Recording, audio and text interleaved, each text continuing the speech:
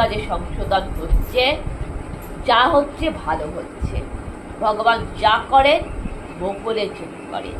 এই voter list তালিকা সংশোধনে আমরা যারা ভারতের নাগরিক আমরা এখানে থাকবো, যারা ভারতের নাগরিক নয় তার বিদেশে থাকবে।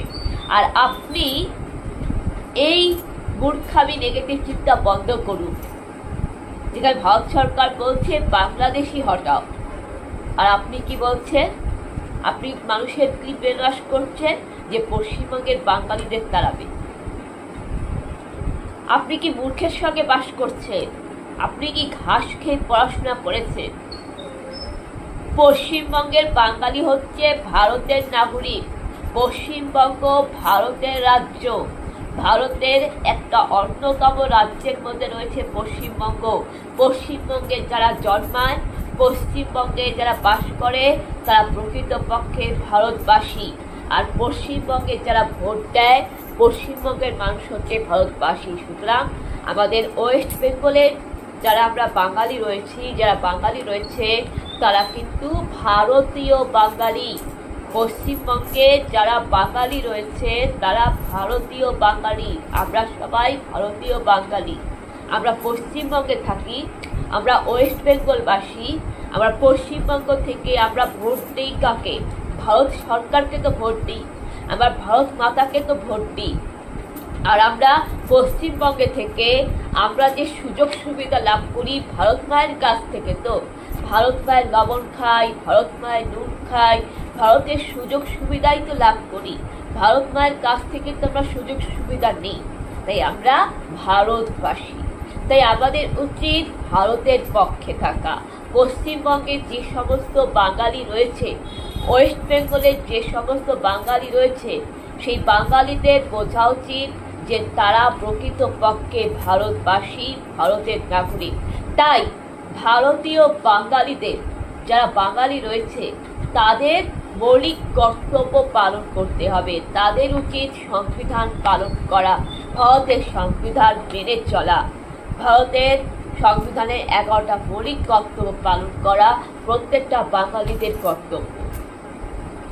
প্রত্যেকটা বাঙালিদের কিন্তু নাগরিকত্ব লাভ করতে গেলে, সিটিজেনশিপ, এনআরসি, নাগরিকত্ব লাভ করতে গেলে প্রত্যেকটা বাঙালিদের কিন্তু এই 11টা মৌলিক কর্তব্য পালন করতে হবে।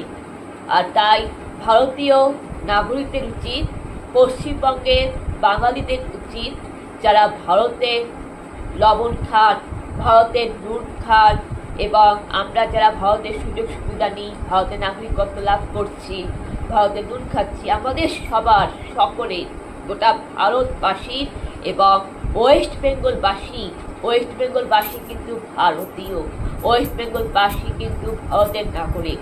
তাই ওয়েস্ট বেঙ্গলবাসীদের উচিত এবং ওয়েস্ট বেঙ্গলের বাঙালিদের উচিত যে এনআরসির জন্য রাষ্ট্রের কাজে রাষ্ট্রকে সহযোগিতা করা, এনআরসি করতে ভারত সরকারকে সহযোগিতা করা, সিএআইআর ভোটার তালিকা লিস্ট সংশোধনে ভারত সরকারকে সহযোগিতা করা, ভোটার তালিকা লিস্ট সংশোধনে ভারত সরকারকে সহযোগিতা করা, ভারত মায়ের প্রতি ভালোবাসা, ভারত মায়ের প্রতি সম্মান রক্ষার জন্য ভারতের জন্য ভারতকে সহযোগিতা করা, রাষ্ট্রের কাজে রাষ্ট্রকে সহযোগিতা করা, দেশের আইন নিয়ম শৃঙ্খলা ভেঙে চলা, ভারতীয় সংবিধানে যে সিটিজেনশিপের কথা বলা হয়েছে, যে এনআরসির কথা বলা হয়েছে, সেটা ভারত সরকারকে তার ভারত সরকারের কাজে সহযোগিতা করা, জাতীয় পতাকাকে সম্মান করা, ভারতের সংবিধান মেনে চলা, 11টা মৌলিক কর্তব্য পালন করা হচ্ছে পশ্চিমবঙ্গের বাঙালিদের কর্তব্য, গোটা ভারতবাসীর কর্তব্য। তার কারণ পশ্চিমবঙ্গের বাঙালিরা ভারতের কাছ থেকে লবণ খায়। আমরা সবাই ভারতের কাছ থেকে লবণ খাই। পশ্চিমবঙ্গের বাঙালিরা আমরা সবাই ভারত মায়ের দুধ পান করি। পশ্চিমবঙ্গের ওয়েস্ট বেঙ্গলের বাঙালিরা আমরা সবাই দেশের দুধ পান করি, ভারতের দুধ পান করি, ভারতের লবণ খাই, ভারতের কাছ থেকে সুযোগ সুবিধা নিই। পশ্চিমবঙ্গের বাঙালিরা ভারতের কাছ থেকে সুযোগ সুবিধা নেন, ভারতের নাগরিকত্ব লাভ করেন। তাই আমরা সবাই ভারতবাসী।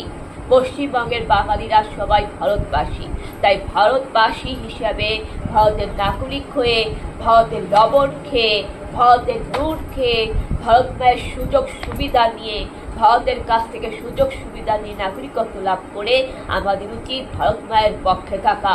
পশ্চিমবঙ্গের বাঙালিদের কর্তব্য ভারতের পক্ষে থাকা, ভারত মায়ের সম্মানের জন্য, ভারতের জন্য ভারত সরকারকে সহযোগিতা করা, এনআরসি করতে ভারত সরকারকে সহযোগিতা করা। কারণ আমরা সকল বাঙালি, আমরা ভারতবাসী, আমরা ভারতের নাগরিক। তাই ভারতের জন্য, ভারতের সম্মানের জন্য, ভারত মায়ের রক্ষা করার জন্য আমাদের ভারতের সংবিধান মেনে চলা এবং ভারত সরকারকে সহযোগিতা করা।